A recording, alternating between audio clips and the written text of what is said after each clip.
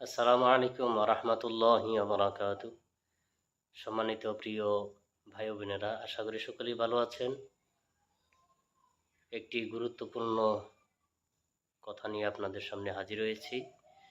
আলোচনা করব বিসমিল্লাহির রহমানির রহিম পড়লে কি হয় এর সোয়াব নিয়ে, এর ফজিলত নিয়ে। বিসমিল্লাহির রহমানির রহিমের মধ্যে এখানে 19টি অক্ষর আছে, আমরা জানি। জাহান্নামের টোটাল ফেরেশতা হলো 19 জন। কোনো মানুষ যদি সকালে অর্থাৎ ফজর নামাজের পর যদি 19 বার বিসমিল্লাহির রহমানির রহিম পাঠ করে এবং মাগরিবের নামাজের পর যদি বিসমিল্লাহির রহমানির রহিম 19 বার পাঠ করে, আল্লাহ তাআলা জাহান্নামের মধ্যে মোট ফেরেশতা হলো 19 জন। এই 19 জন ফেরেশতা থেকে জাহান্নামের ফেরেশতা থেকে আল্লাহ তাআলা ওই ব্যক্তিকে নাজাত দান করবে।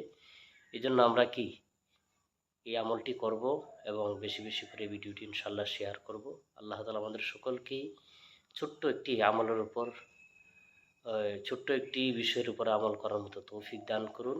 ওয়া আখিরু দাওয়ানা আলহামদুলিল্লাহি রাব্বিল আলামিন। সকলেই সুস্থ থাকবেন, ভালো থাকবেন। আসসালামু আলাইকুম ওয়া রাহমাতুল্লাহি ওয়া বারাকাতুহু।